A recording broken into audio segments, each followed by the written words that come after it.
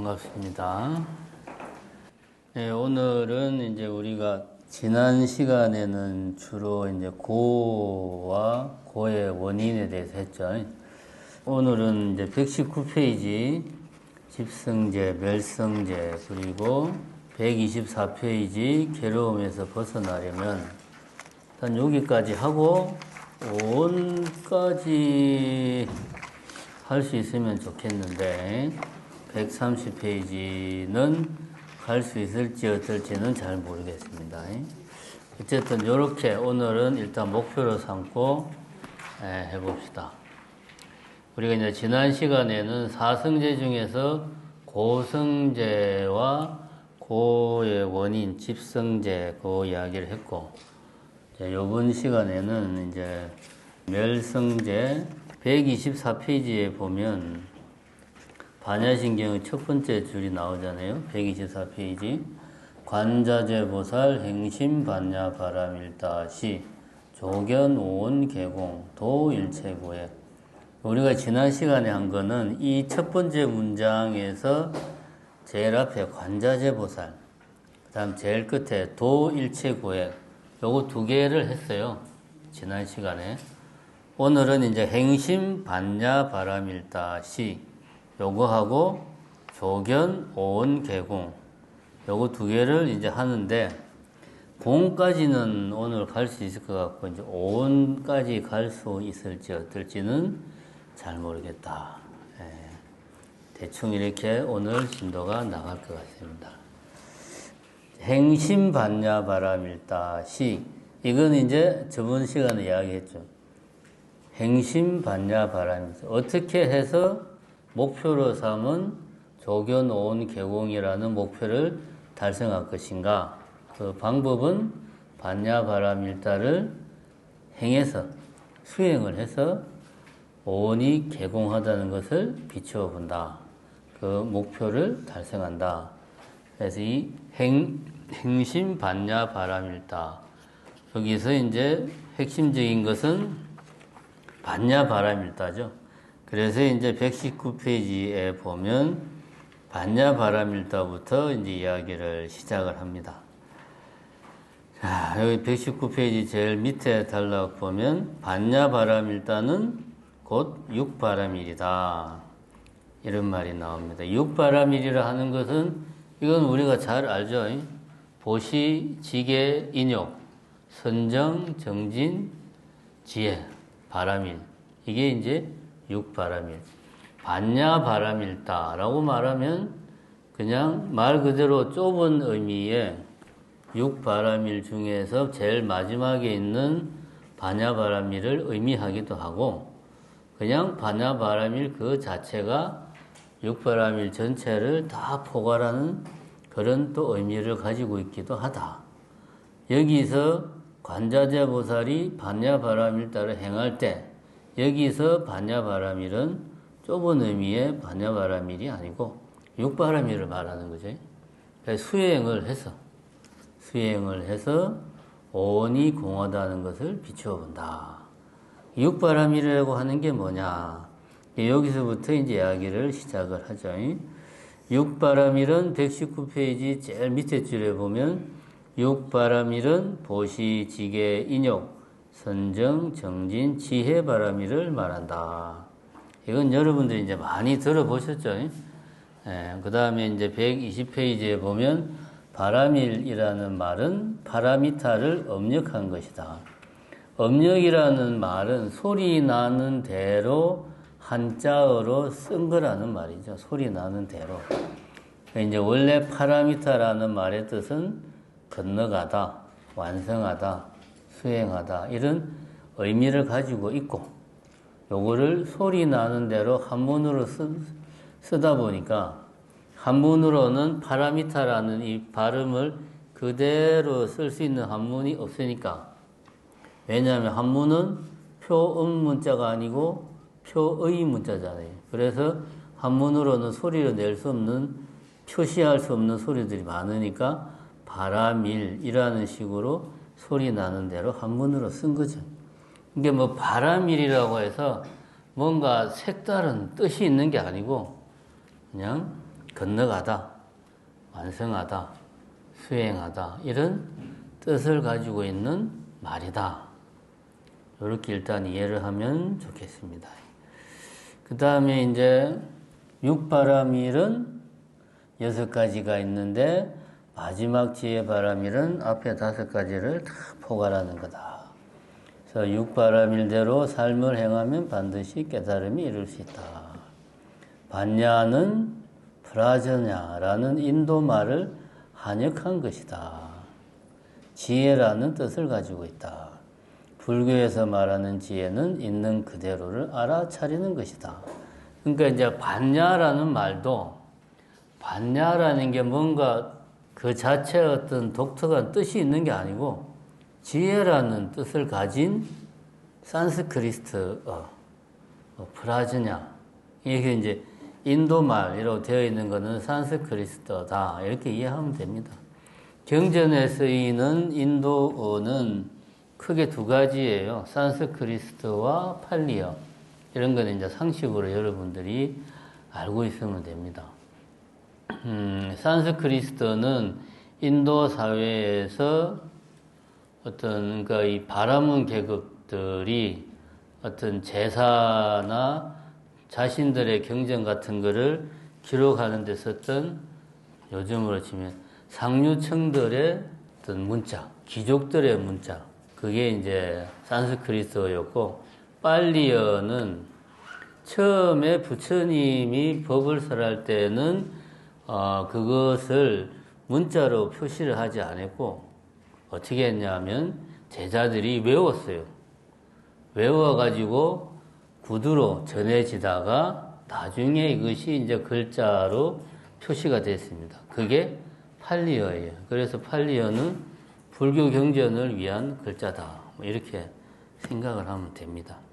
어쨌든 반야라고 하는 거, 우리가 이제 처음 불교를 접할 때 뭐 반야라는 말을 많이 쓰는데 이게 뭔가 특별한 뜻이 있는가 생각할 수 있는데, 그냥 지혜라는 말을 인도에서는 프라저냐라는 표현으로 쓴다. 그거를 이제 소리 나는 대로 어떻게 옮기다가 보니까 한문의 특성상 프라저냐를 한문으로 그대로 못 옮기니까 발음이 그냥 반야, 우리가 읽기에 이런 식으로 발음이 나는 글자로 업력을 한 거죠, 업력. 그게 반야다. 그러니까 반야는 지혜다.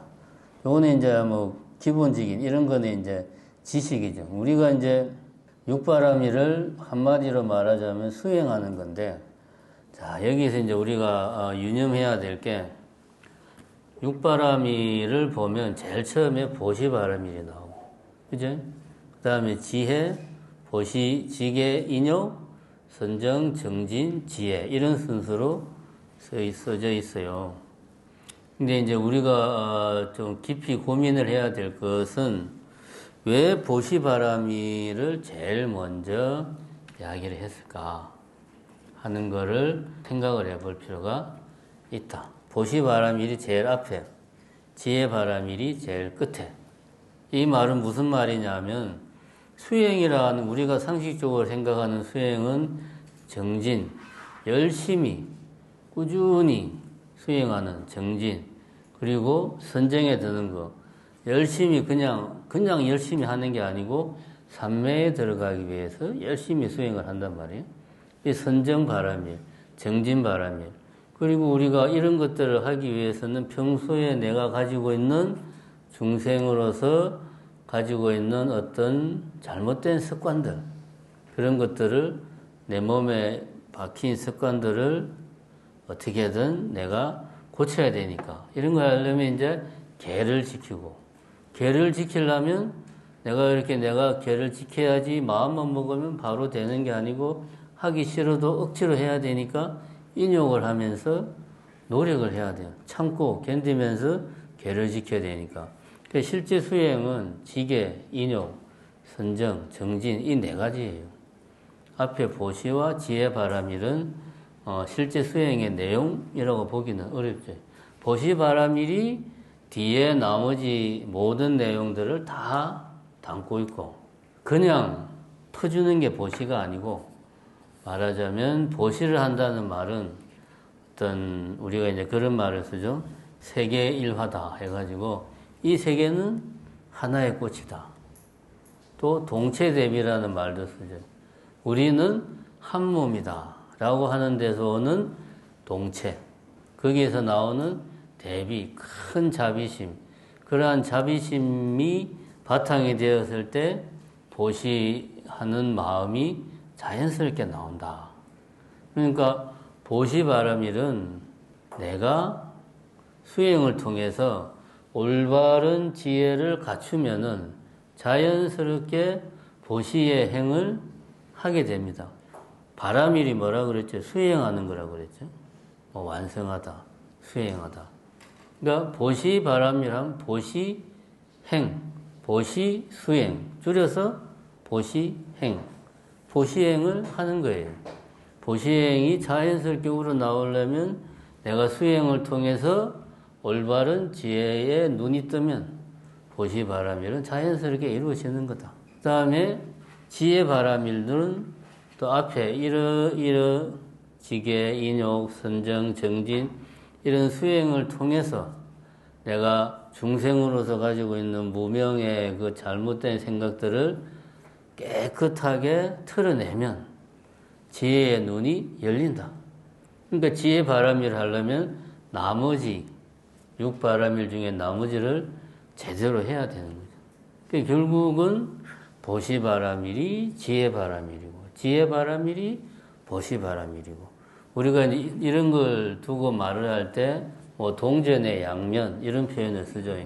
10원짜리 동전이 있는데 이쪽에서 보면 다보탑이 보이고 이쪽에서 보면 10원이라고 쓰져 있는 숫자가 보이고 그러니까 이쪽에서 보면 보시바라밀이고 이쪽에서 보면 지혜바라밀이고 6바라밀은 그냥 우리가 열심히 수행하는 거예요. 그런 수행의 모습이 어떻게 나타나느냐? 보시하는 모습으로 나타난다. 그 수행의 내용은 어떤 거냐?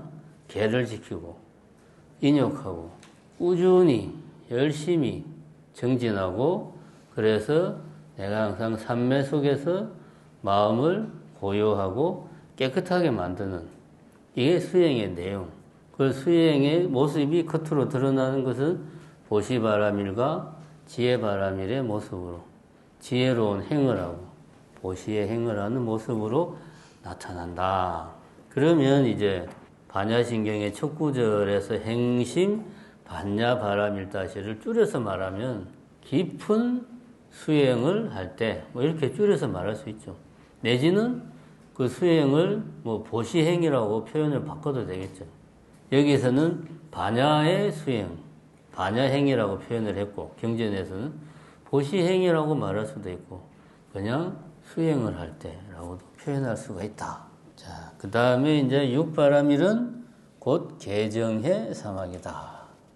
이제 지금까지 이야기한 거를 정리하는 겁니다. 자, 보면 개는 계율을 지키는 것, 정은 마음을 고요하고 깨끗하게 하는 것, 해는 지혜다.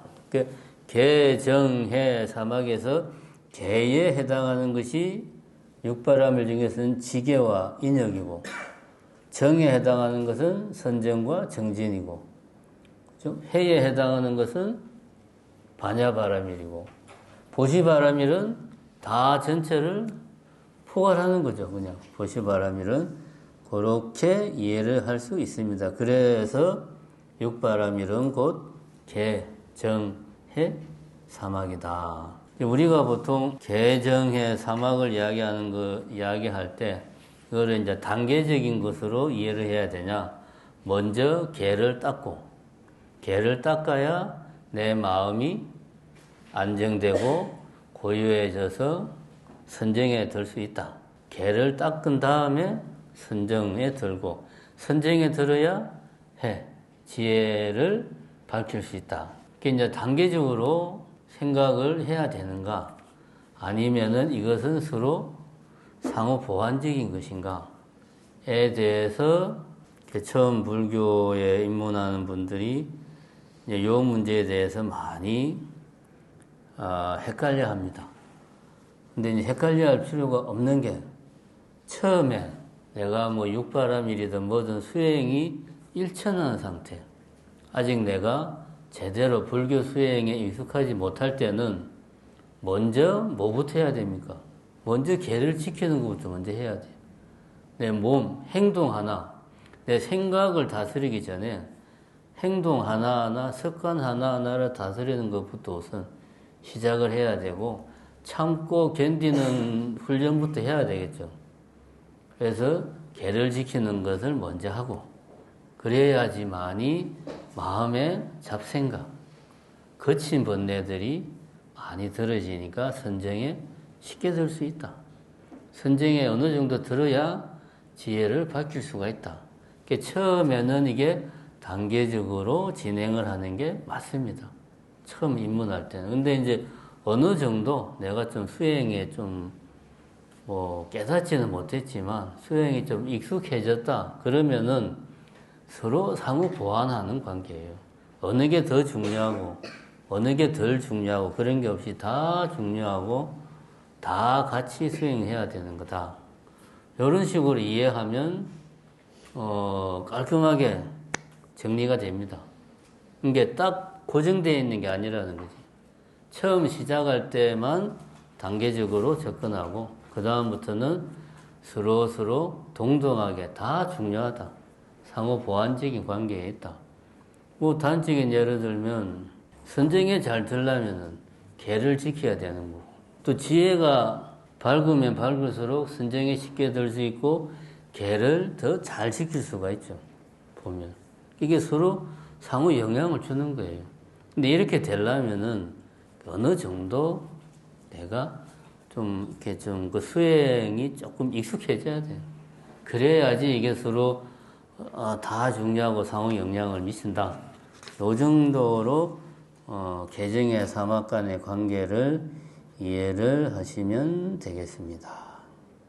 예, 그 다음에 이제 121페이지에 보면 육바라밀은 팔정도다. 지금 이야기를 하는 걸 잘 보면 개정의 사막과 육바라밀과 팔정도가 결국은 다 같은 이야기다라는 말을 하고 있죠. 서로 다른 걸 이야기하는 게 아니고 같은 걸 이야기하는데 표현을 다르게 하는 거죠. 어떤 거는 개, 정, 해, 사막 이렇게 표현하고 어떤 경우에는 육바라밀로 표현하고 어떤 경우에는 팔정도로 표현하고 같은 것, 무엇? 수행에 대해서 수행의 불교의 수행을 개정의 사막으로 표현하기도 하고 육바라밀로 표현하기도 하고 팔정도로 표현하기도 한다. 그 이야기를 하는 겁니다. 자, 그래서 121페이지 두 번째 단락 나오죠. 육바라밀은 곧 팔정도다. 육바라밀은 곧 팔정도인데 앞에 이제 팔정도의 정견, 정사 이 두 개는 지혜, 개정, 해, 사막에서 해에 해당하고 정견, 올바른 견해, 정사, 올바른 생각 그걸 말하는 거지. 정어, 정업, 정명 이것은 지계, 계를 지키는 것. 정어는 올바르게 말하고 정업은 올바르게 행동하고 정명은 이 명이라고 하는 건 이제 내가 생계를 유지하는 내가 이제 먹고 살기 위해서 어떤 뭐 직업을 가지고 이런 생활을 하는데 그것이 올바른 그러니까 뭐 부처님의 가르침에서 벗어나지 않는 그런 생계 수단을 가지고 내가 밥벌이를 하고 말하자면 그게 이제 정명입니다. 이게 이런 정어, 정업, 정명은 지계에 해당하죠. 정어는 올바르게 말하는 거니까 내 신구의 삼업 중에서 신구의 구업, 말로 짓는 행동을 내가 올바르게 하기 위해서 노력하는 게 정어. 정업은 이게 이제 신구의 삼업, 우리가 하는 업은 행동을 말하는데 요즘 말로 하면 행위, 영어로 하면 do. 행위를 말하는데 이거 우리가 하는 행위는 몸으로 하는 거, 마음으로 하는 거, 입으로 하는 거 세 가지 중에 하나예요. 몸으라는 거는 뭐 이렇게 뭐 누구를 때리거나 쓰다듬거나 뭐 이제 이런 게 이제 몸으라는 업이고, 입으로 하는 거는 뭐 거친 말, 부드러운 말, 친절한 말, 아니면은 여기서는 이 말하고 저기서는 저 말하는 거, 이런 게 이제 입으로 짓는 업이고, 마음으로 짓는 업. 속으로 말은 좋게 하는데 마음 속으로는 미운 생각하고 미운 감정을 가진, 이게 이제 마음으로 짓는 업이죠. 이게 우리가 하는 행동이다. 이제 정어는 아까 말했듯이 구업에 해당하는 거고, 정업은 신, 몸으로 짓는, 정명은 아까도 말했지만 내가 생계수단을 가지는 데 있어서 부처님이 가르치면서 어긋나지 않는, 예를 들면 정육점을 한다. 정육점을 하면 어쩔 수 없이 내가 살 생각 깊은 관련이 있는 직업을 가지니까 이런 직업보다는 내지는 뭐 술집을 한다. 부처님은 술을 마시지 말라고 그랬는데 내가 술집을 하면 술 마시는 거를 권장하는 꼴이 되니까 이런 것들은 정명에 해당하지 않죠. 정업, 정명은 계를 지키는 것에 해당하고, 정진, 정념, 정정은 계, 정해, 사막 중에서 선정을 내가 닦는 것에 해당을 하죠. 정진은 정진을 제대로 올바르게 하는 것이고, 정념은 초기 불교로 말하면 위파사나 수행을 하는 것이고, 정은 사마타 수행을 하는 것이고, 위파사나 수행은 관찰하는 것이고, 관찰. 사마타 수행은 하나에 집중하는 것이고, 그 위파사나와 사마타 수행을 합치면 하나의 대상에 집중해서 그 대상을 관찰하면 이제 위파사나와 사마타 수행을 합쳐서 하는 거죠. 요거는 이제 선정에 해당하는 거고, 이렇게 하면 개정의 사막을 8가지로 나눈 게 팔정도다. 이렇게 이해를 하면 됩니다. 여기서는 이제 우리가 흔히 개정해 사막을 이야기할 때는 아까 이야기했죠. 처음 수행을 시작할 때는 아무래도 개를 지키는 것부터 시작을 하는 게, 그 다음에 그래야지 선정에 쉽게 들 수 있고 선정에 들어야 지혜의 눈이 밝아진다. 처음은 이런 단계를 밟는 게 좋다. 근데 나중에는 서로 상호 보완의 관계다.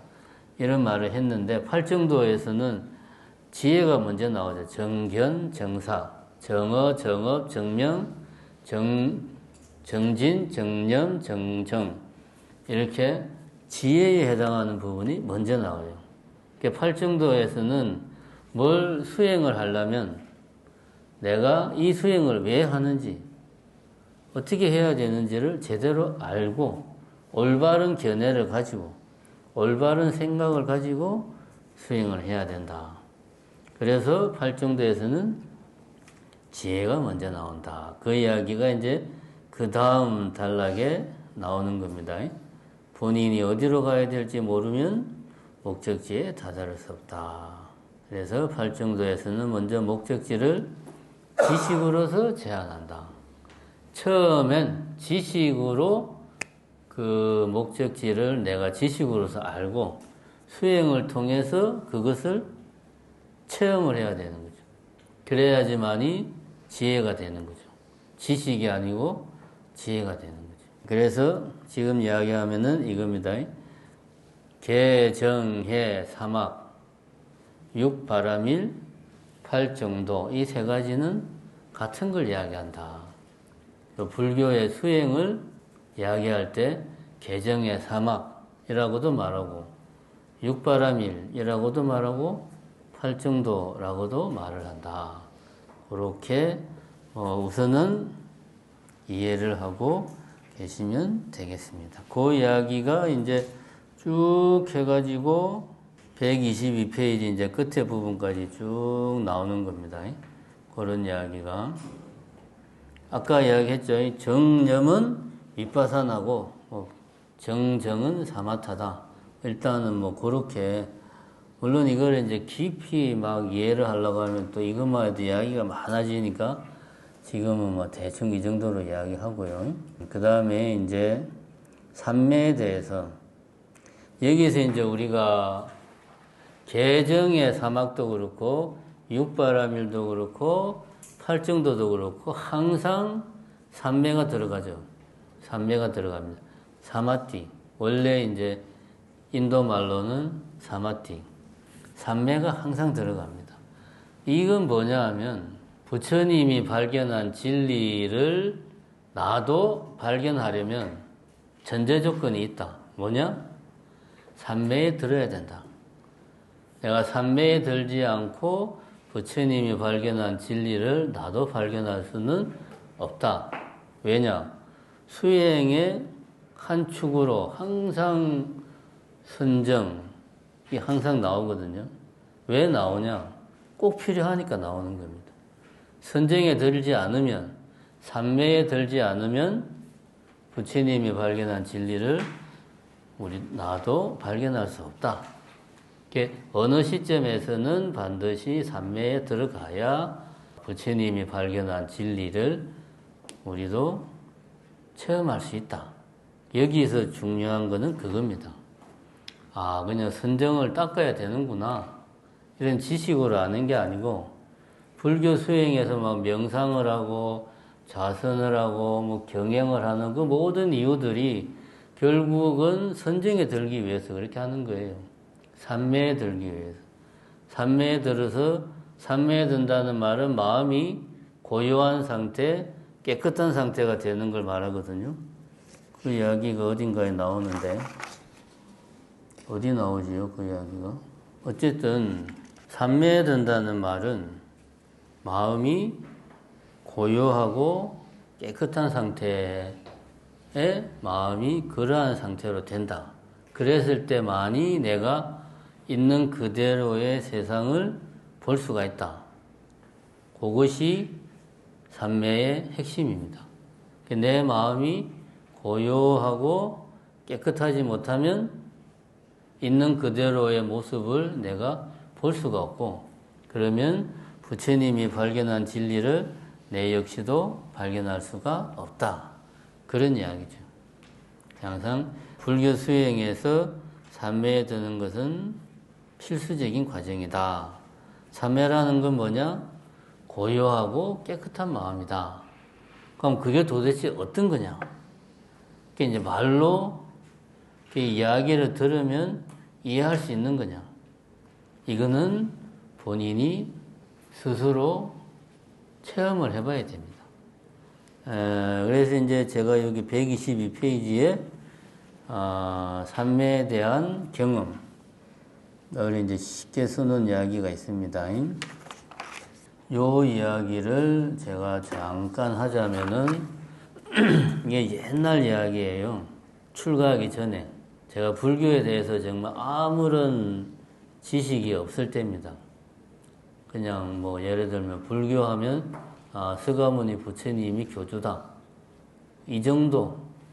그 외 나머지 지식이 전혀 없을 때. 오후에 이제 일을 보다가 시간이 좀 남아가지고 1층에 카페가 있었어요. 카페에 들어갔는데 그때가 아마 가을쯤 됐을 거예요. 이제 카페에 앉아 있는데 창밖이 이제 통유리로 돼 있고, 이제 카페에서는 음악이 흘러나오잖아요. 창밖을 보면 창밖에는 이제 막 사람들이 지나다니고 차가 다니고, 이제 이 카페 안에 그 소리하고 내가 보는 창밖의 풍경하고 이게 안 맞잖아요. 원래는 차 소리 뭐 이런 소리가 들려야 되는데 카페 안에 뭐 좀 조용한 음악이 막 들리니까 그때 이제 내가 느낀 게 뭔가 이렇게 잘 안 맞는 느낌. 그러니까 이제 창밖의 풍경하고 내 눈에 보이는 거하고 귀로 들리는 게 일치가 안 하니까 이게 뭔가 잘 안 맞는 상태, 뭔가 좀 어긋난 상태에 이런 상태가 좀 지속이 되니까 뭔가 내가 좀 낯선 곳에 와 있는 것 같은 그런 느낌이 들었어요. 그래서 여기 이제 보면 마치 주변이 모두 멈춘 것 같은 묘한 상태에 들어갔다.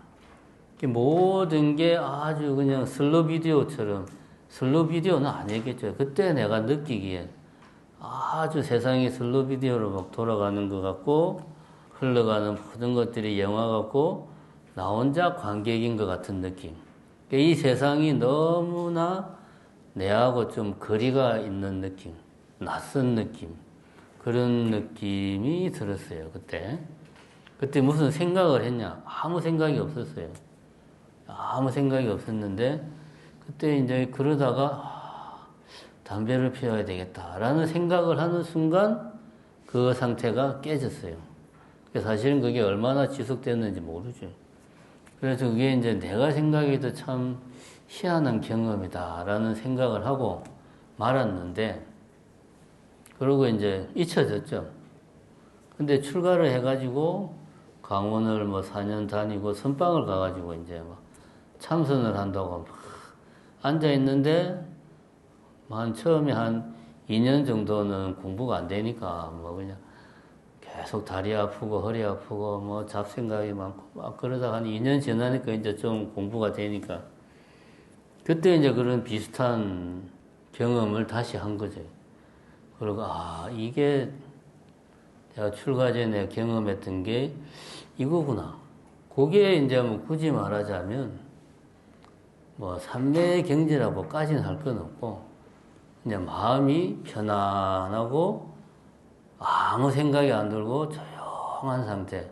뭔가 이렇게 그냥 잔잔한 호수 같은 느낌, 내 마음이 그런 상태.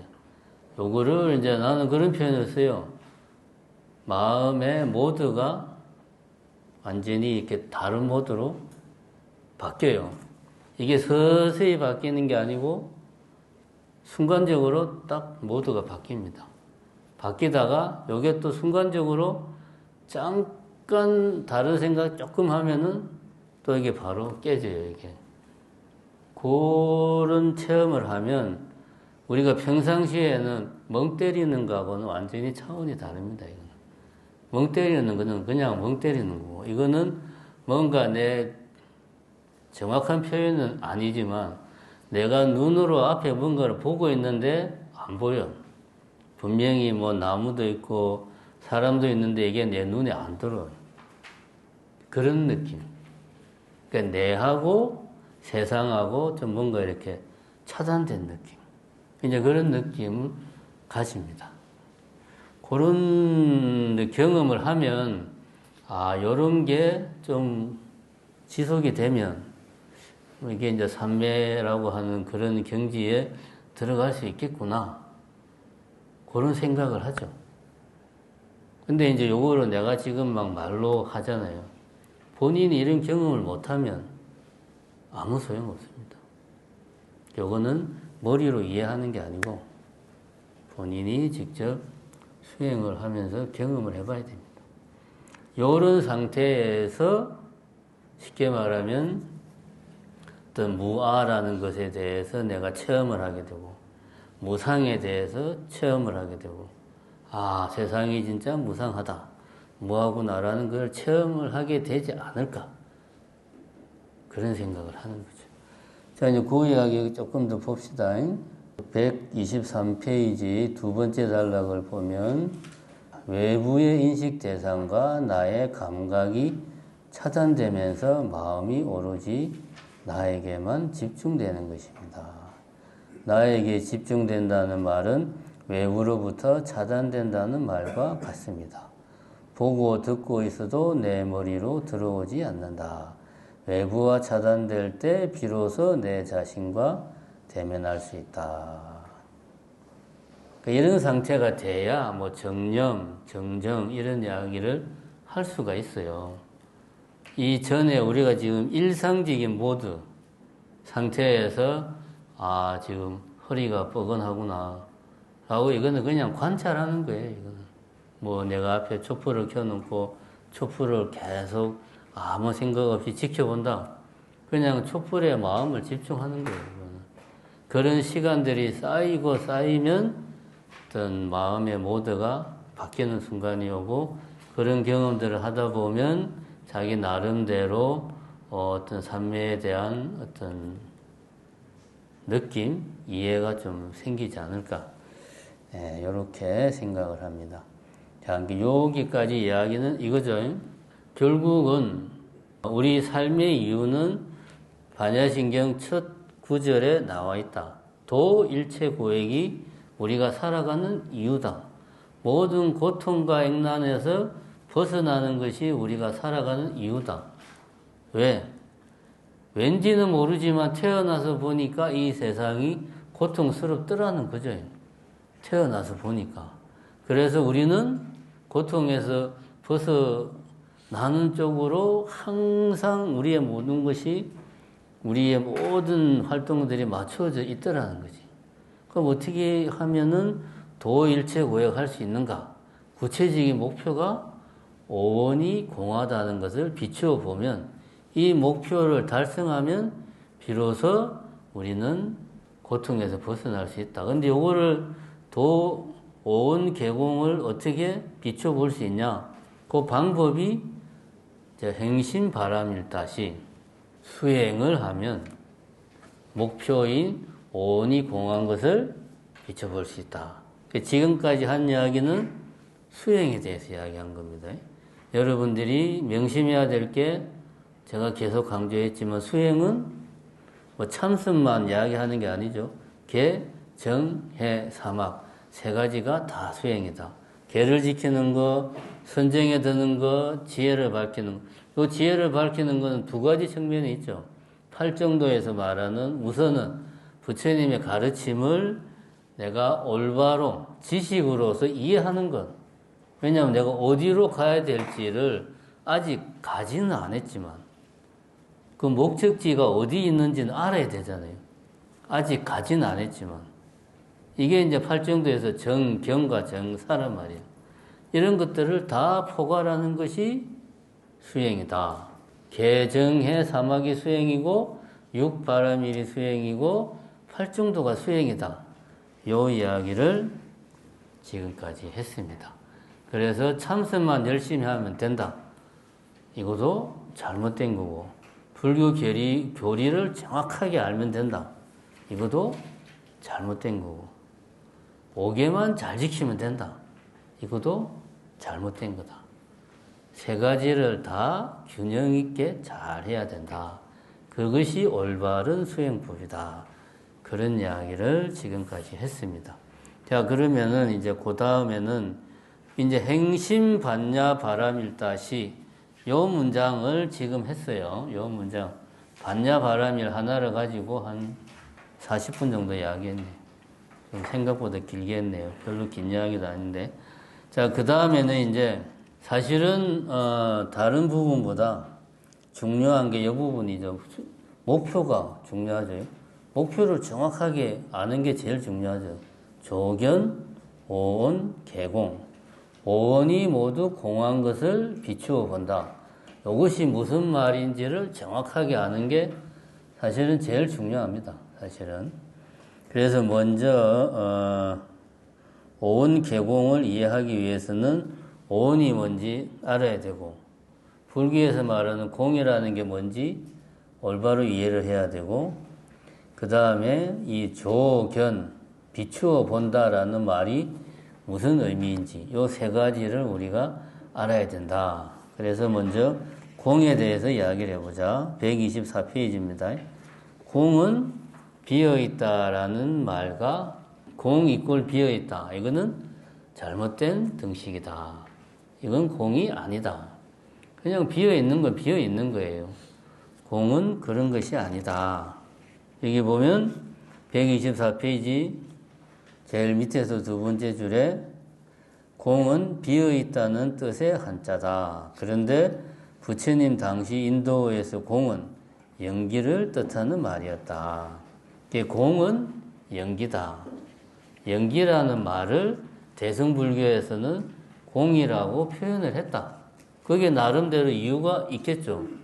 굳이 공이라고 부처님이 연기법을 발견한 부처님이 정확한 용어인 연기라는 용어를 썼는데 왜 나중에 굳이 대승불교에서 그러니까 인도 산스크리트어로는 숫냐라는 표현을 또 왜 썼을까? 그건 나름의 이유가 있습니다.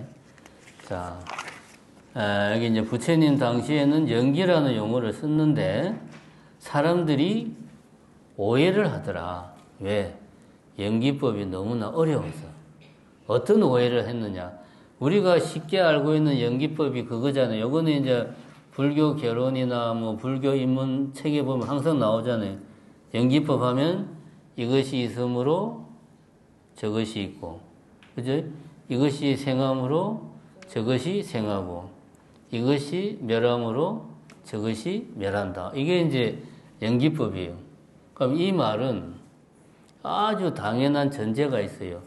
이것과 저것이 존재를 해. 그죠? 이것과 저것이 존재를 하는데 이 둘의 관계가 이런 관계를 가지고 있더라. 라고 우리는 이해를 해요. 그런데 연기법은 그런 게 아니다. 이것이 있고 저것이 있는데 서로 어떤 관계를 맺고 있느냐 이게 아니라는 거죠. 이것이라는 것도 굳이 말하자면 없고 저것이라는 것도 없고 뭐만 있느냐? 관계하는 서로 막 관계하는 행위만 있는 거죠. 행위는 뭐다? 불교 용어로 업, 그죠? 행위는 업이라고 그랬잖아요. 제가 신구의 삼업할 때 몸으로 짓는 행동, 마음으로 짓는 행동, 입으로 짓는 행동을 몸으로 짓는 행동을 신업, 입으로 짓는 행동을 구업 이런 식으로 표현을 합니다. 그러니까 불교 용어에서는 행동을 업이라고 써요.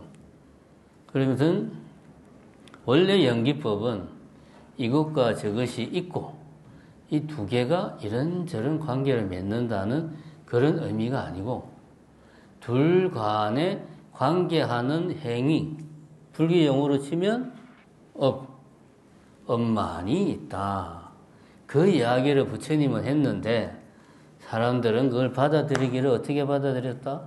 이것이 있고 저것이 있어서 상호 의존한다. 우리 불교 입문서에 다 이렇게 나오잖아요. 왜냐하면 달리 쉽게 표현할 방법이 없으니까 일단은 처음에는 그렇게 그냥 표현을 하죠. 그렇게 이해를 하니까 연기에 대해서 사람들이 잘못 이해를 한다. 그래서 이것이라고 할 만한 것이 없어요. 저것이라고 할 만한 것이 없어요. 오직 뭐만 있어요? 서로 관계하는 행위들만 굳이 표현하자면 있어요. 있다라는 말 자체가 잘못된 겁니다. 불교에서는.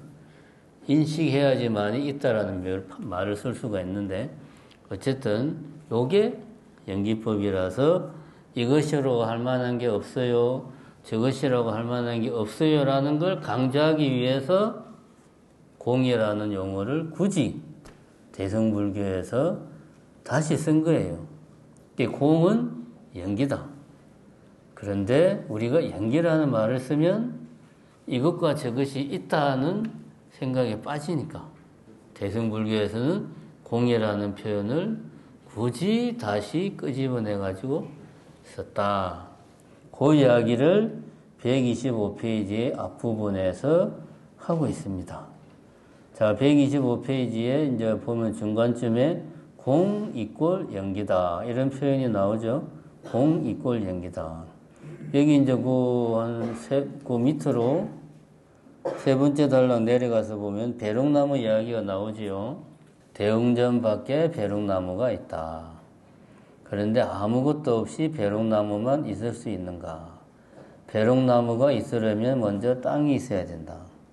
말라 죽지 않으려면 물이 있어야 되고, 이 숨을 쉬려면 공기가 있어야 되고, 광합성을 하려면 빛이 있어야 되고, 이런 식으로 한 그루의 나무가 아무것도 안 하고 그냥 그 자리에 그냥 있으려고만 해도 반드시 땅도 있어야 되고 햇빛도 있어야 되고 물도 있어야 되고 뭐 이제 이런 온갖 것들이 다 같이 있어야 한 그루의 나무가 그 자리에 있을 수 있다.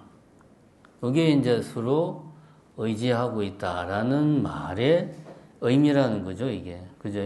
이게 이제 그런 말의 의미다. 현대 생물학에서는 생명은 항상성을 지키는 존재다. 이런 말이 나옵니다. 수분의 정도, 몸무게, 체온 등 어떤 일정한 상태로 유지하는 존재를 생명이라고 한다. 요 말은 무슨 말이냐? 일정한 상태로 유지를 한다는 말은 고정된 상태 그대로가 아니고, 예를 들어서 뭔가가 들어와서 이것이 좀 많아지면은 줄이고 작으면 늘리고 해서 전체적으로 나의 체온이 우리가 36.5도잖아요. 보통 사람의 체온이. 그러면 뭐 예를 들면 37.5도에서 36도 사이에 일정한 그 범위 안을 꾸준하게 유지하려면 계속 체온을 유지할 수 있는 것, 체온을 식힐 수 있는 뭔가가 인풋과 아웃풋이 계속 이루어져야 되는 거죠. 이게 고정된 뭔가가 가만히 있으면 일정한 범위 안에서 체온이 계속 유지될 수가 없어요. 그 말을 하는 겁니다. 항상성이라는 말.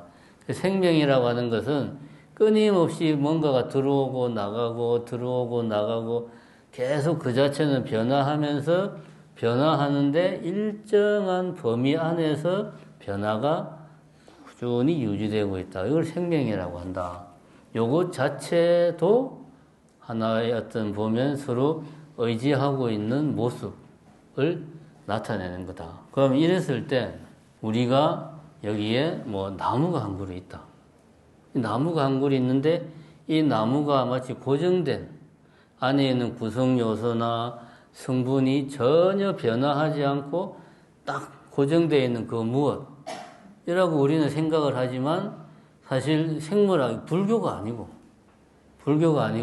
생물학에서 이야기하는 생명이라는 것은 그거라는 거잖아요.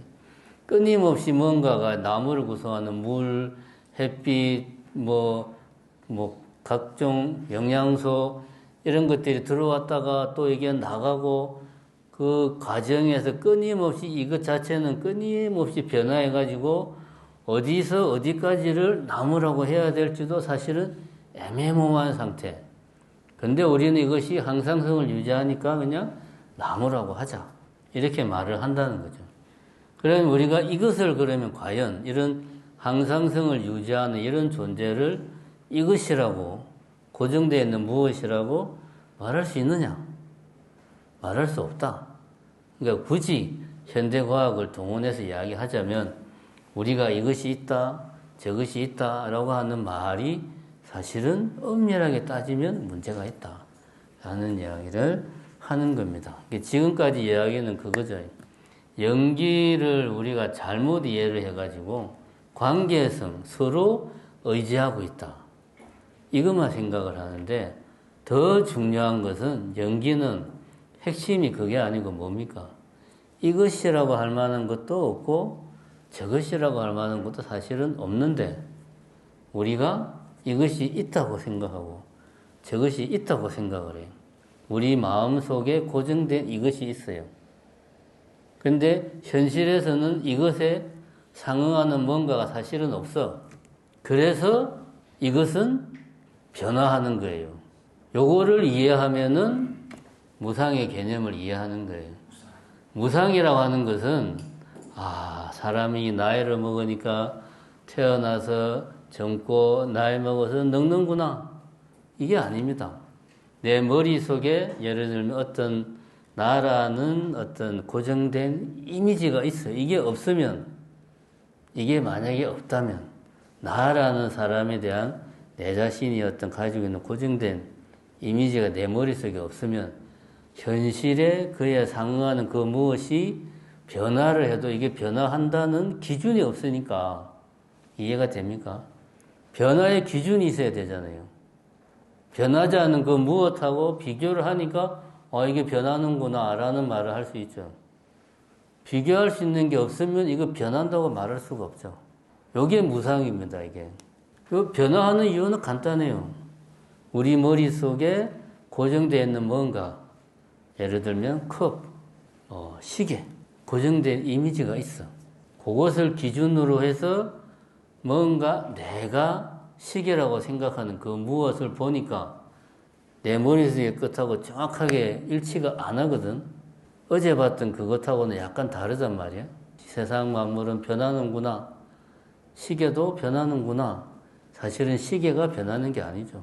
중요한 것은 내 머릿속에 시계라는 이미지가 고정되어 있다라는 표현을 해야 정확한 표현이지. 요거 이해가 됩니까? 안 되면 할 수 없고. 자, 어쨌든 연기에 공이라는 말이 나오게 된 이유는 이것이 있다, 저것이 있다라는 우리가 이런 생각을 잘못하고 이런 생각에 빠지기 쉽더라는 거지. 보통 사람들은 부처님이 연기라는 용어를 썼을 때, 그래서 나중에 대승불교에서는 그런 어떤 맹점을 극복하기 위해서 공이라는 표현을 쓴 거다. 자, 그러면은 126페이지 모든 것은 조건지어져 존재한다. 여기까지만 하고 좀 쉬겠습니다. 어쨌든 핵심은 이겁니다. 126페이지 세 번째 줄에 보면 조건지어져 있다는 것은 나 홀로 독립적으로 존재할 수 없다는 것이다. 나무는 홀로 존재할 수 없고 스스로 존재할 수 없고 독립적으로 존재할 수 없다. 부처님은 이걸 이야기하고 싶었던 거예요. 나무가 있는데 이 나무가 스스로 존재하는 게 아니고 독립적으로 존재하는 게 아니고 홀로 존재하는 게 아니다. 이렇게 부처님이 말을 한 게 아니고 그 뭔가는 홀로 존재할 수 없고 스스로 존재할 수 없고 독립적으로 존재할 수 없다. 이것이 연기실상의 세계다. 그런데 그 뭔가를 우리가 나무다 라고 내 머릿속에서 딱 정하는 순간 우리는 이것과 저것이 어떤 관계를 맺고 이렇게 생각을 한다는 거지. 이런 게 아니고 이 세상은 홀로 존재하지 않고 독립적으로 존재하지 않고 스스로 존재하는 게 아니더라. 이 표현을 달리 말하면 우리가 생각할 수 있는 이 모든 것은 구별할 수 없고 그냥 하나다. 다른 비유를 들자면 우리가 이제 이 실로 옷을 만들 때 시줄과 날줄로 이렇게 엮어가지고 옷을 만들잖아요. 그죠? 이렇게 배틀 같은 데 이렇게 착착착착 해가지고 옷을 만드는데 우리가 이런 옷을 만들 때 그 시줄과 날줄이 교차하는 지점, 각각 지점을 먼저 우리가 다 만들고 시줄과 날줄이 교차하는 점을 다 먼저 만들고 그 점들을 연결하는 게 아니죠. 그죠? 그냥 시줄과 날줄을 가로, 세로로 교차할 뿐이야. 그런데 마치 교차하는 지점에 뭔가가 있는 것처럼 우리는 착각을 하는 거죠. 나무, 사과, 마이크 이런 식으로. 사실 거기에는 뭐라고 할 만한 게 없는데 요 이야기를 이제 부처님이 하고 싶었다는 거죠. 그렇게 이해를 이제 공이라는 개념을 그렇게 이해를 우선은 하시면 됩니다. 이제 10분간 쉬었다가 나머지 하도록 하겠습니다. 자, 또 시작합시다. 자, 126페이지. 그럼 이제 지금까지는 공에 대한 전부라기보다 공에 대한 전반적으로 이야기한 게 아니고 반만 이야기했다고 봐야 되죠. 공 하면은 자성을 결여하고 있다라는 의미의 측면을 주로 이야기한 겁니다. 다른 한 측면은 아까도 이야기했지만 이것이 있으므로 저것이 있다라는 이야기를 할 때 이것저것을 우선 머릿속에서 지우고 서로 어떤 상호작용하는 행위, 그 행위에 포인트를 맞춰야 된다. 행위는 업이다. 그러니까 공이라고 하면은 두 가지 측면이 있는 거죠. 이것이라고 할 만한 게 없다라는 측면과 서로 상호작용하는 행위라는 측면, 두 가지 측면이 공이라고 하는 것, 연기라고 하는 데 있다. 우선 요 정도만 일단은 머릿속에 입력을 해놓고, 근데 이 이야기가 상당히 중요합니다. 제가 지금 하는 이야기가. 일단 우리가 아직 사람들이 덜 들어왔으니까 제가 주변적인 이야기만 할게요. 공 하면은 뭔가 비어있다. 뭐 없다. 있다, 없다 할 때 없다로 많이 생각하는데 우선 이 생각 자체를 없애라. 이게 일단 제일 중요합니다. 공은 뭐가 있고 뭐가 없고 그런 개념이 아니고 공은 연기다. 뭐 이렇게 이제 우선은 머릿속에 이거는 그냥 이해가 안 되면 어떻게 합니까? 외워야지. 이해가 안 되면 외워야지 그냥. 공은 연기, 왜 공이 연기지? 잘 모르겠는데 그럴 때는 일단 외우세요. 나중에 또 보고 또 생각하고 또 이야기 또 가다 보면 언젠가는 이해할 때가 옵니다. 그때 이해하는 걸로 하고. 자, 이제 126페이지에 뭐 이제 지금까지는 뭐 연기에 대해서 이야기를 했는데 어쨌거나 부처님이 말씀하시는 거는 괴로움의 원인과 괴로움의 소멸 뭐 이런 거를 부처님이 이야기를 했단 말이죠. 뭐 예를 들면은 뭐 중력이 뭔지 뭐 우주의 기원 이런 이야기를 한 게 아니고 사람들이 좀 착각을 해요. 부처님이 뭐 이 세상 모든 걸 다 설명한 걸로 착각하는데 그 아닙니다. 이제 간혹 보면은 뭐 양자역학을 이야기하면서 뭐 이미 부처님의 양자역학의 세계에 대해서 비슷하게 막 이야기했다라는 식으로 말하는 거는 내가 볼 때는 좀 억측인 것 같고 거기에 연기적으로 작동하는 모습을 그냥 그렇게 말을 한다고 볼 수 있는 거고요. 부처님이 이 세상 모든 걸 다 설명한 건 아니에요. 부처님이 강조한 것은 괴로움의 원인과 그것의 소멸에 대해서. 다시 말해서 우리는 어떻게 살아야 행복하게 살 수 있나? 행복이 우리의 지상 과제는 아니에요. 내가 태어날 때부터 나는 행복할 거야 하고 태어난 게 아니에요. 근데 제가 계속 강조하지만 태어나서 보니까 재수가 더럽게 없어가지고 우리가 사바세계에 태어난 거예요. 있는지 없는지는 모르겠지만 천상세계에 태어났으면 이런 고민을 안 했겠죠. 천상세계는 항상 행복한 세상이잖아요. 근데 우리 세계는 사바세계, 참고 견뎌야 되는 세계야. 태어나서 보니까 고통스러운 세계예요. 그러니까 뭐 내가 살아가는 이유는 다른 게 없어요. 삶이 고통이니까 나의 행위는 고통에서 벗어나고자 하는 몸부림이 내 살아가는 이유가 되는 거예요. 여기에는 뭐 다른 뭐 이유가 없습니다. 태어나서 보니까 그래요. 부처님은 이 이야기를 한 겁니다. 왜 우리가 괴로움 속에 있는지, 어떻게 하면 그 괴로움을 벗어날 수 있는지, 그 이야기를 하신 거죠. 부처님이 무슨, 자연과학자도 아니고, 생물학자도 아니고, 부처님은 그 이야기를 했습니다. 그래서 이제 126페이지에 이제 괴로움에 대한 이제 또 다른 접근이라고 해야 되겠죠. 왜 우리는 괴로운가?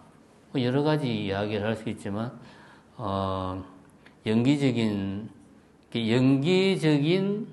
어법으로, 연기라는 틀로 우리의 괴로움을 또 이야기한다면 지금 같은 이런 식으로 말할 수 있다. 자, 여기 이제 126페이지 하나, 둘, 네 번째 단락에 나오죠. 개똥이라는 직장 동료가 있는데, 하나부터 열까지 내 마음에 들지 않는다. 이런 일 많죠. 항상 있죠. 개똥이의 행동 하나, 말투 하나가 그를 너무 미워하게 만든다. 그래서 내 마음이 괴롭다. 그럼 우리는 어떻게 행동해야 되는가?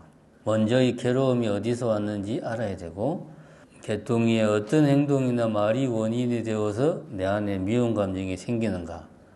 뭐 그런 것들을 알아가지고 내가 그런 감정들을 다스려야 되겠죠. 근데 중요한 것은 우리 일상생활에서 미워하면 안 되는데, 화를 내면 안 되는데 내 마음대로 안 되죠.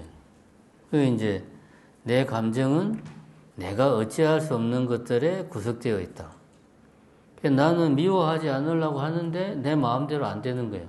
그래서 괴로운 거죠. 뭐 괴로운 게 달리 괴로운 게 아니죠. 아, 미워하지 말아야지 하는 생각을 하는 순간 미워하는 감정이 싹 사라져 버리면 이 세상은 극락이죠. 그죠? 이 절대로 사바세계가 아니지. 근데 이 세상에 그런 사람이 없죠.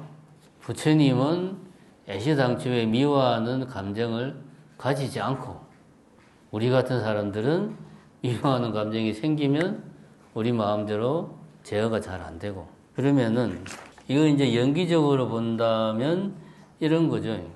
내가 지금 내 안에 미워하는 마음이 생기는 것은 아, 내가 저 사람을 미워하고 싶어 하는 이런 나의 욕심에서 비롯된 거냐? 아니라는 거죠. 그 사람의 어떤 말, 어떤 태도, 표정, 뭐 이제 이런 것들이 조건이 되어서 나에게 이러이러한 감정이 생기도록 한 거죠. 나의 이러한 행동은 저 사람의 어투, 표정, 말, 행동에 의지해가지고 나의 화나는 감정이 생겼다. 연기적이죠. 이 감정이 홀로, 나 홀로, 독립적으로, 스스로 어느 날 갑자기 내가 지금부터 저 인간을 미워해야지 하고 어느 날 갑자기 내가 생각하고 미워하는 게 아니고 그 뭔가 그 사람의 말투, 행동, 표정에 의지해가지고 나의 감정이 생긴다. 이것 자체가 연기법이죠. 그런데 우리는 반대로 생각한다 이겁니다. 내 감정을 내 마음대로 하고 싶어요. 현실은 연기법에 따라서 의지해가지고 감정이 생기는데 우리 마음은 내 감정을 내 마음대로 하려고 해. 그러니까 이게 안 맞아요. 그러니까 괴로운 거예요. 그래서 괴로운 거예요. 그러면 이제 방법은 127페이지에 보면 세 번째 단락에 모든 것이 조건 지어져 있다면 내가 할 수 있는 것이 아무것도 없는 것 아닌가. 모든 것이 나 아닌 것들에 의지해서 지금의 내가 존재한다면 나 아닌 것에 의해서 나의 감정도 생겼다가 사라지고 내 몸도 유지되는 것이라면 나는 아무것도 할 수 없다는 생각이 들 수 있다. 이렇게 생각하면 괴로움에서 벗어나는 길도 없다. 그런데 그것이 아니고 괴로움에서 벗어나려면 이런 연기적으로 내 감정이 우선 첫 번째는 내 감정이라고 하는 것이 아까도 말했지만 스스로 독립적으로 홀로 생긴 게 아니고 의지해서 생겼다는 것을 내가 알아야 된다. 어떻게? 비추어 봐야 된다.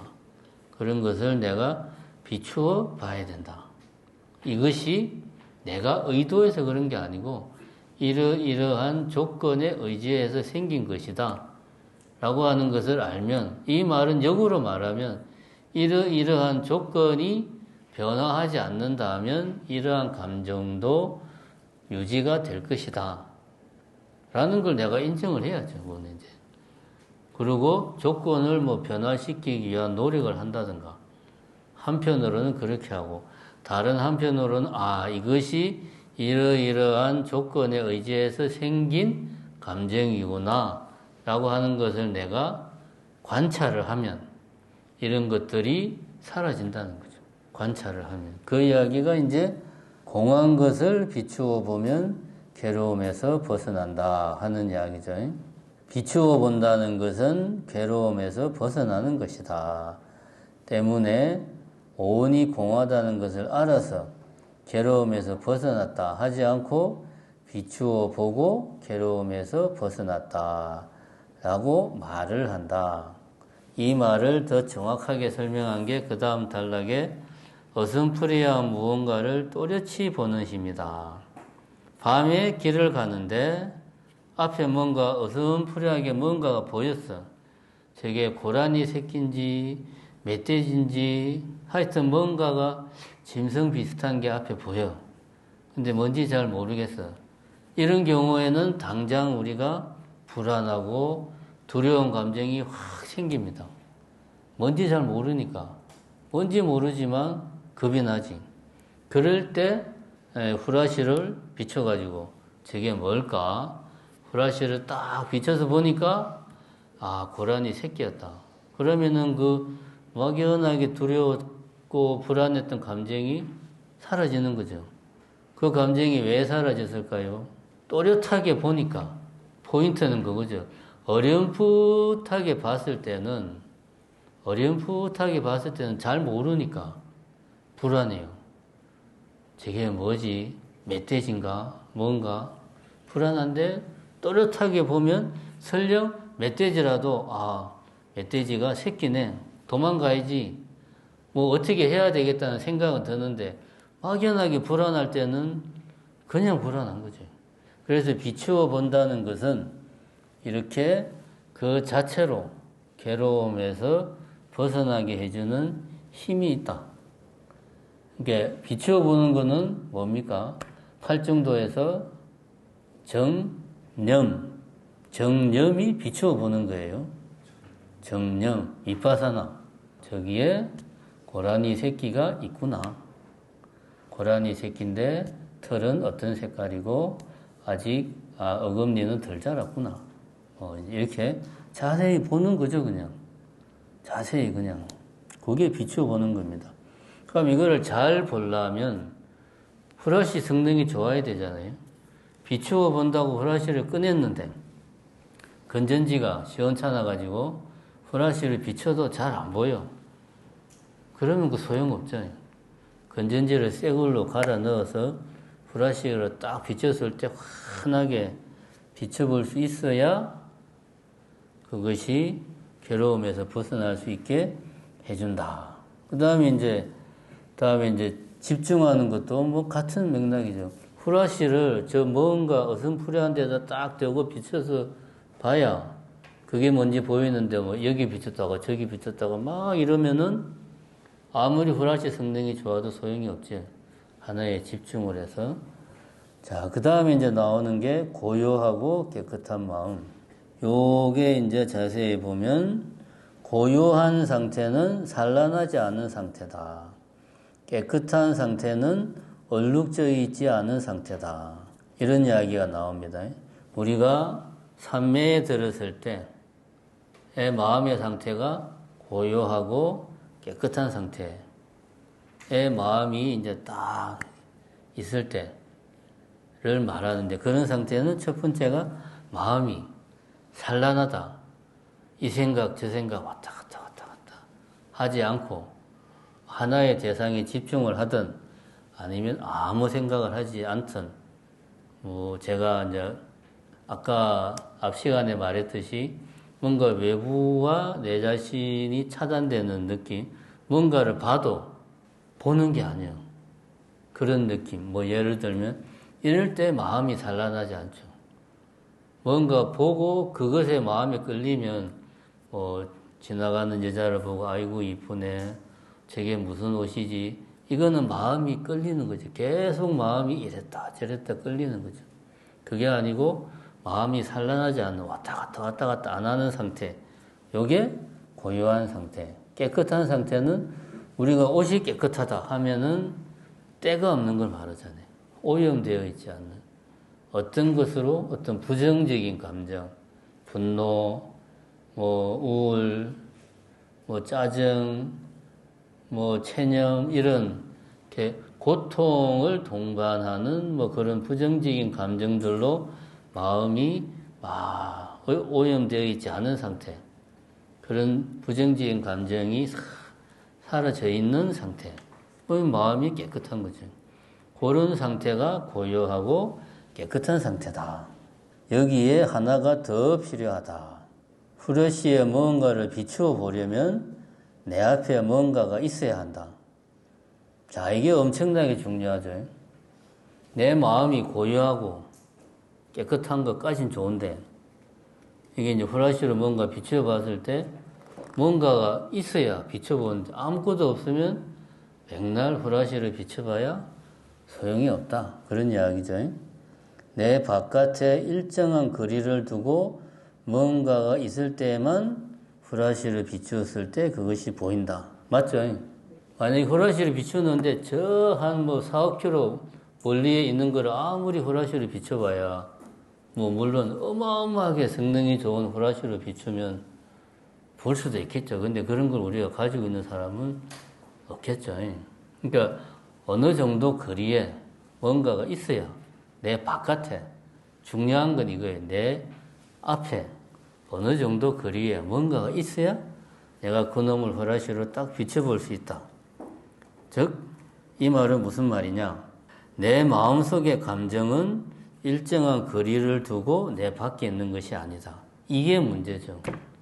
우리는 내 감정, 내 마음, 내 생각, 뭐 불교적으로 말하면 번뇌, 이거를 관찰을 해야 되는데 후라시로 마음의 힘으로 비춰봐서 관찰을 해야 되는데 이게 비추려고 해도 이게 내 밖에 있는 게 아니야. 그냥 내 감정이고 내 생각이고 내 마음이다. 거리를 둘 수 없다. 그래서 우리가 화가 나면 아무리 비추어 보려고 해도 볼 수가 없다. 그래서 이제 여기서 중요한 게 항상 내 마음에 여유를 둬야 된다. 이게 이제 자주 쓰는 표현인데 마음에 빈 공백이 있어야 된다. 마음에 여백이 있어야 된다. 그래야지만이 나의 감정, 화가 나는 감정, 우울한 감정, 그런 감정을 내가 그 빈자리에서 비추어 볼 수 있어요. 이게 무슨 말이냐면 지금 내가 우울한 감정으로 가득 차 있으면 머릿속으로는 내가 이러면 안 돼. 지금 내가 이렇게 무기력하게 있으면 안 되지 라고 생각은 하는데 몸이 말을 안 듣죠. 왜 그럴까요? 나는 지금 우울이라는 감정으로 내가 꽉 차 있어. 벗어나려면 아무리 우울해도 요만큼의 영역은 비어 있어야 돼. 그래서 우울하다. 그러면 여기로 가야 돼. 여기에서 후라시를 비추면 아, 내가 지금 많이 우울하구나 라는 걸 알 수가 있습니다. 그럼 이런 내 마음의 여유, 여백, 내 마음의 공백을 어떻게 만드냐? 평소에 수행을 해야 됩니다. 평소에 내 마음이 부정적인 감정, 괴롭거나 슬프거나 우울하거나 짜증나거나 이런 부정적인 감정에 휩쓸리지 않을 때 그냥 평소에 그냥 뭐 그저 그런 날들이 있잖아요. 그럴 때 수행을 해서 내가 앞에서 말한 이런 고요하고 깨끗한 마음으로 들어갈 수 있는 수행을 평소에 쭉 하다 보면 하기 싫어도 하다 보면 내가 지금 우울한 상태야. 그러면 아, 내가 지금 우울하네. 이거는 알죠. 아무리 우울해도. 그러면은 습관적으로 하기 싫지만 평소에 하던 수행을 하는 거죠. 그러면 그 수행의 힘으로 내 마음을 관찰할 수 있는 여유가 조금 생기는 거지. 그래서 평소에 수행을 해야 된다. 그래서 내가 수행이 잘 될 때만 하고 힘들고 괴로울 때는 안 하고 이게 아닙니다. 잘 될 때는 잘 되는 대로, 안 될 때는 안 되는 대로 꾸준히 수행을 하다 보면 아까 말했듯이 내가 정말 감정적으로 힘들 때 내가 수행으로 내 마음을 다스릴 수 있는 여유가 생긴다. 그런 이야기를 하고 있습니다. 그래서 129페이지에 마음의 여백으로 감정과 거리를 둔다. 결국은 내 마음을 다스리는 핵심은 내 감정, 내 생각과 거리를 두는 훈련을 평소에 많이 하는 거예요. 평소에. 그런 훈련을 많이 해서 평소에 감정, 내가 평소에 뭐 그냥 다스릴 수 있는 감정은 아무 문제가 없지만 부정적인 감정이 강할 때 그걸 다스릴 수 있는 힘이 바로 평소에 내 생각, 내 감정과 거리를 두는 훈련을, 그게 수행이죠. 그걸 평소에 꾸준히 하면 부정적인 감정을 다스리기가 훨씬 더 쉽다. 그런 이야기를 하고 있습니다. 이 이야기는 이제 핵심은 이거죠. 내 감정이라고 하는 것은 내가 내 마음대로, 내 의지에 따라서 내 스스로 독립적으로 생긴 게 아니고 조건에 의지해서 생긴 거다. 그러니까 이것은 어떤 조건에서 이러한 것들이 생겼는가를 내가 정확하게 또렷하게 비추어 보면 자연스럽게 그런 감정들은 정리할 수 있다. 비추어 보려면 어떻게 해야 되느냐? 내 생각, 내 감정과 일정한 거리를 둬야 된다. 거리를 두려면 평소에 수행을 해서 내 마음속에 여백, 여유를 만드는 그런 훈련을 해야 된다. 그런 이야기를 하고 있습니다. 그 다음에 한 가지만 더 이야기하고 질문을 받도록 하겠습니다. 아까 이제 공에 대해서 이야기했는데, 제가 이제 아까 두 번째 시간 시작할 때 그 이야기했죠. 공은 두 가지 측면이 있다. 이것이 있으므로 저것이 있다. 라는 말을 할 때 공이라고 굳이 표현을 한 것은 첫 번째 이유는 이것이라고 할 만한 게 사실은 없어요. 라고 하는 것을 강조하기 위해서 공이라는 표현을 썼고, 두 번째는 이것과 저것의 어떤 관계, 서로 상호 의존하는 행위, 이 행위를 이것과 저것이라고 할 만한 게 없으면 뭐만 있어요, 그러면? 서로 상호 관계하는 행위만 있죠. 요게 중요합니다.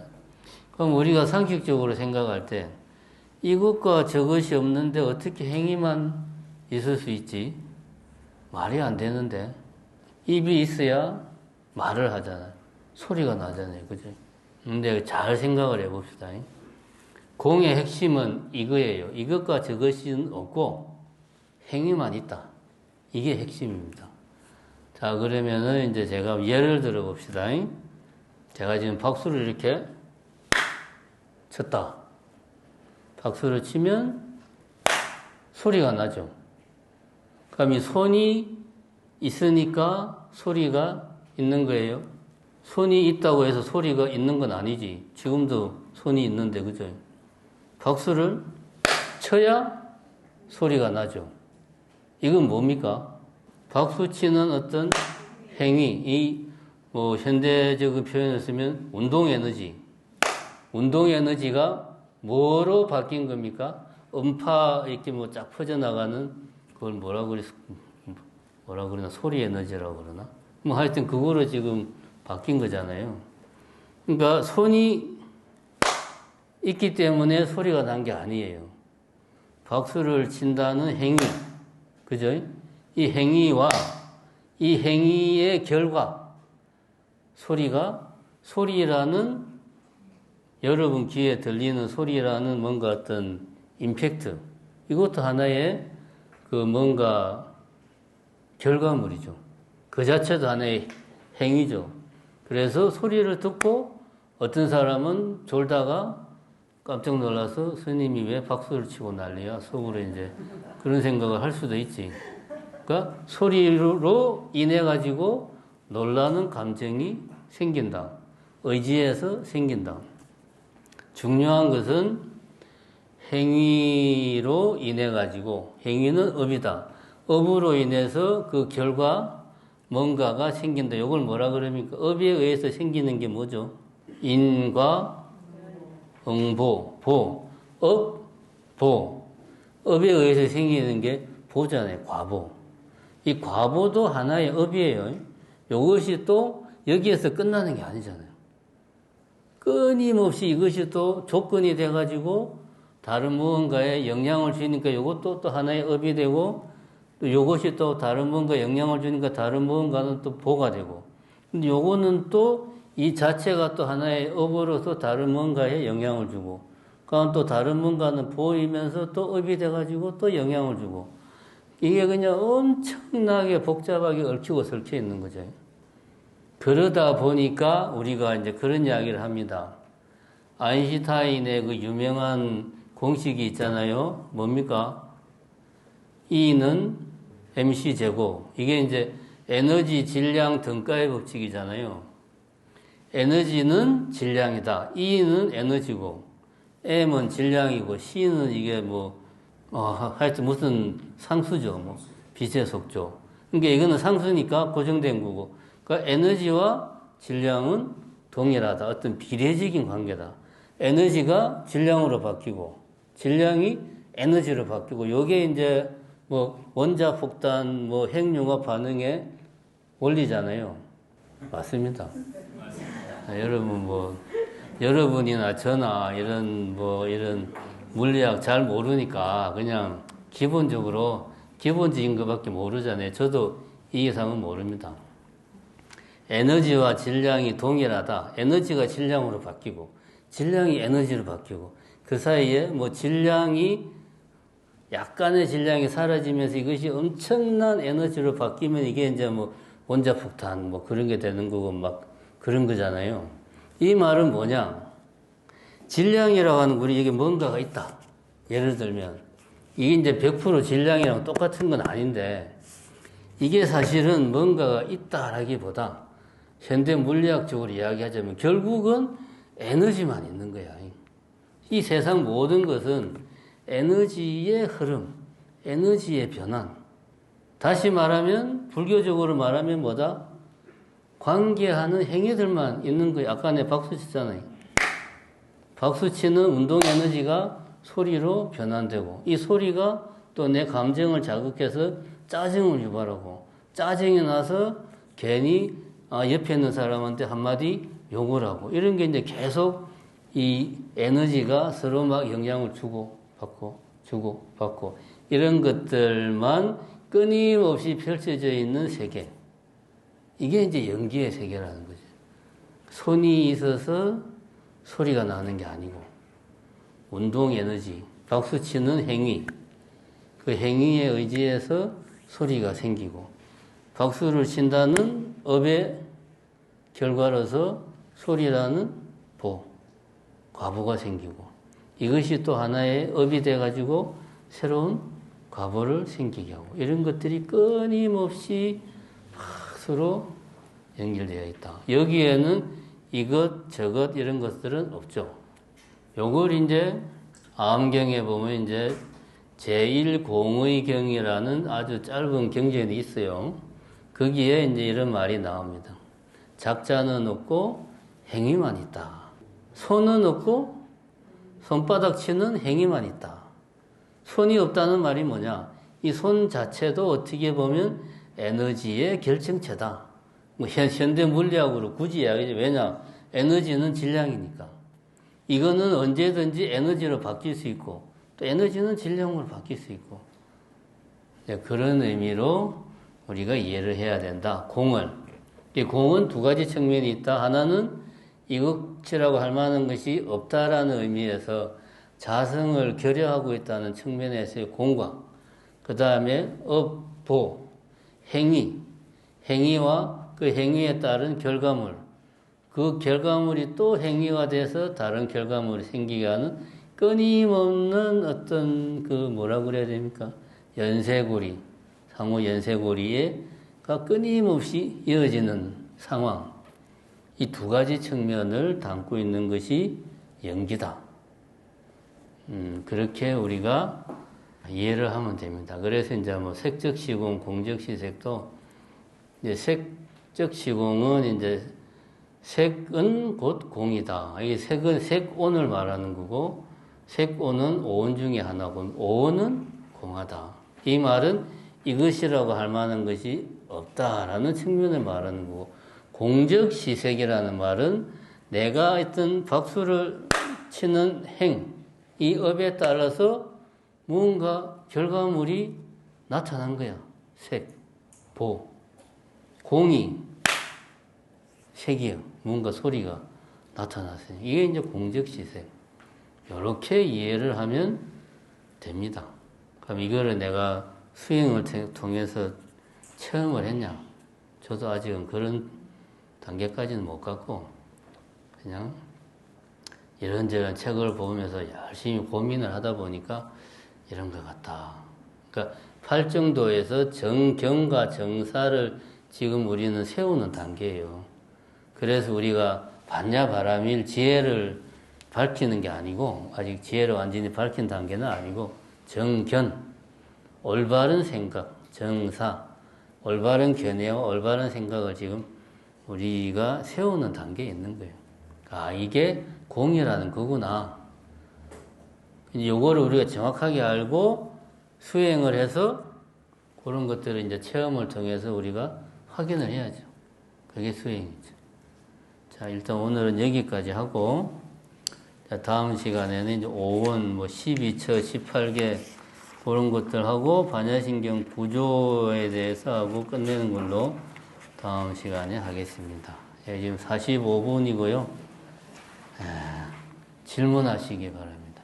공이라는 것을 올바로 이해를 하고 수행을 하면 깨달음을 얻을 수 있는 건지, 아니면은 잘 몰라도 열심히 하면 깨달음을 얻을 수 있는 건지, 그거는 이제 우리가 흔히 이론과 실천의 상호 관계를 이야기를 하잖아요. 처음에는 약간의 이론은 우선 알아야 돼. 아무것도 모르는 상태에서는 내가 동쪽으로 가야 될지 서쪽으로 가야 될지 자체도 모르는 상태에서는 사실은 동쪽으로 가야 되는데, 그냥 느낌상 나는 서쪽으로 가고 싶어 하면 이 사람은 영영 목적지에 도달하지 못하겠지. 물론 가다가 중간에 틀 수도 있지만, 처음에 이제 어느 정도 최소한의 실천을 할 수 있는 어떤 지식, 이론을 갖추고 거기에 근거해서 이제 수행을 하고, 수행을 하다 보면 더 이제 이해가 깊어지겠죠. 그러면 그 깊어진 만큼 또 수행을 더 깊이 있게 열심히 할 거고, 이렇게 서로 이제 상호작용을 하는 거겠죠. 이게 이제 물론 사람마다 강조하는 포인트가 다를 수 있겠죠. 어떤 사람은 이론을 갖추는 걸 더 중시하는 사람이 있을 수 있을 거고, 어떤 사람은 수행하는 걸 중시하는 사람이 있겠지만, 두 가지가 서로 상호작용을 한다는 것은 부정할 수 없죠.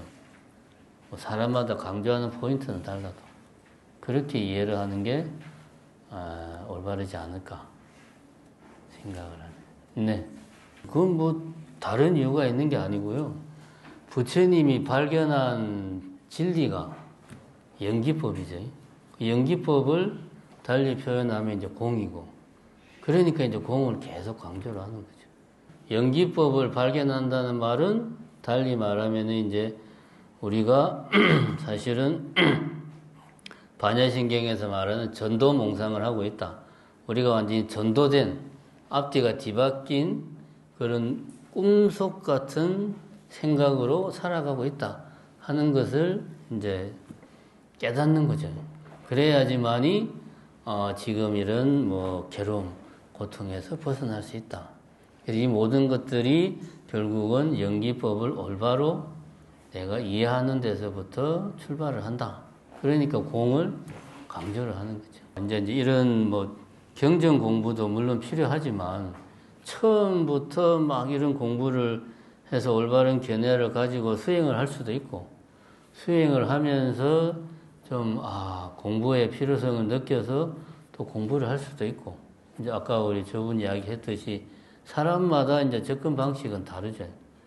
하지만 결과적으로 두 가지가 좀 균형을 이루어 가지고, 마치 새가 하늘을 날려면은 양쪽의 날개로 같이 이렇게 하늘을 날 수 있지, 한쪽 날개만으로 못 나니까, 이게 처음부터 이제 사람마다 다르니까, 어떤 사람은 그러니까 쉽게 어떤 지식을 습득하는 것에 대해서 좀 빠르고, 그런 것들에 대해서 좀 호의적이고, 이런 사람들은 먼저 지식을 습득하는 쪽에 관심을 가질 거고, 그거보다 실제 기도라든가 이런 데도 관심이 있고는 공부는 별로 관심 없어.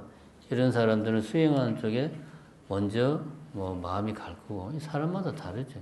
거기에 맞게 뭔가를 이제 제시를 해야 되는 거죠. 저번 시간에 이야기한 것 같은데, 깨달음, 열반, 해탈, 이 서로 약간씩 다른 의미를 가지고 있다. 그런 이야기를 했던 걸로 기억을 하는데요. 힌두교 깨달음은 말 그대로 이제 내가 정확하게 올바로 있는 그대로를 안다는 데 이제 포인트를 주는 거고, 열반이라고 하는 것은 불교에서 봤을 때 정확하게 올바로 안다는 것이 뭐냐? 우리 불교에서 볼 때는 그게 열반이다 라는 거고, 힌두교도에서는 힌두교의 관점에서는 해탈이다. 그러니까 윤회에서 완전히 벗어나야지만이 우리가 그 궁극적인 괴로움에서 벗어날 수 있다. 그 윤회에서 벗어나는 게 힌두교에서는 완전한 깨달음이고, 불교에서는 열반에 들어가는 게 완전한 깨달음이고, 열반에 들어가면 윤회에서 벗어나는 거는 당연하게 이제 그거는 결과적으로는 같은 모습을 가지는 건데 그 내용은 조금 다르다. 그거는 제가 저번 시간에 이야기를 한 걸로 기억을 하는데, 이제 그게 불교적인 관점이라기보다 인도 고유의 인도 사상의 관점에서 깨달음이 왜 인도에서 강조되는가, 이야기도 한번 한 것 같은데, 처음엔가 왜 브라ಹ만들이 처음 애시당초에는 제사를 엄청나게 중요시했다. 그래서 제사를 어떻게 지내냐에 따라서 뭐 예를 들면 비를 오게 할 수도 있고, 뭐 이제 이런 그 제사를 지내는 방식에 따라서 그 신을 우리 뜻대로 할 수가 있다. 뭐 이제 그런 게 고대 인도인들의 생각이었는데, 그러자면 제사를 정확하게, 예를 들어서 뭐 비를 내리게 하려면 무슨 나무, 뭐 무슨 풀, 뭐를 어떻게 몇 분 동안 끓여가지고 그거를 어디에다가 뿌려야 되는데, 요거를 하나라도 틀리면 정확하게 한 게 아니기 때문에 안 먹힌다는 거지. 효력이 없다. 그러니까 제대로 아는 것, 비를 내리게 하는 매뉴얼을 정확하게 아는 것, 이게 이제 고대 인도에서는 엄청나게 중요하게 생각했던 거죠. 이것이 발전해서 깨달음, 안다는 것이 강조가 되는 거죠. 정확하게 올바로 제대로 아는 것이 곧 깨닫는 것이다 라고 하는 사고방식이 이제 고대 인도, 뭐 부처님 당시를 포함해서 그런 생각들이 인도에 이제 수행하는 사람들 사이에, 내지는 뭐 사제계급이라고 하는 브라만들 사이에 광범위하게 퍼졌던 거죠. 그게 이제 차이죠. 그건 일종의 인도의 특성. 그 불교는 그런 어떤 사상적인 정서에서 나왔으니까 우리가 그거는 전제로 알고 들어가야죠. 원래 힌두교 개념이에요, 해탈은. 해탈이라고 하는 것은 윤회를 더 이상 하지 않는 거죠.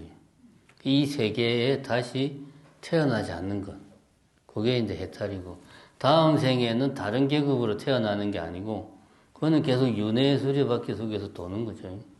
해탈은 아예 근본적으로 윤회하는 것 자체가 고통이니까 더 이상 윤회하지 않는 윤회의 수레바퀴에서 벗어나는 것. 이걸 이제 고대 인도 사상에서는 해탈이라고 그러죠. 이거는 부처님 전부터 이미 확립되어 있던 사상이에요. 기록상으로는 뭐 육사외도다 뭐 이런 기록들이 나오잖아요. 그러니까 이제 기존의 힌두교를 비판하는, 힌두교가 정한 방식대로 수행하지 않는 자기 나름의 방식으로 수행하는 사람들의 무리가 이제 사문이라고 하는 전통이 고대 인도에 잠깐, 지금은 그런 전통이 거의 사라졌다고 그래요. 잠깐 생겼고, 그 사문 전통 중에서 지금까지 이어지고 있는 것이 불교하고 뭐 자연화교 두 개 정도다라고 이야기를 해요. 그럼 사문이라고 하는 것은 기존의 힌두교를 비판하는 여러 가지 뭐 일종의 유물론적인 생각을 하는 사람들도 있었을 거고, 관념론적인 생각을 하는 사람들도 있었을 거고, 자연화교 같은 경우는 업을 완전히 소멸하면 된다, 뭐 이런 식의 주장을 한 부분도 있고 다양한 주장들이 있었죠. 그리고 힌두교의 제사의식에서 발전해가지고 힌두교의 사상의 핵심은 그거잖아요. 브라흐만이 이 세계는 다 브라흐만이 곧 내 안에 있는 내 자신, 아트만이 브라흐만이다.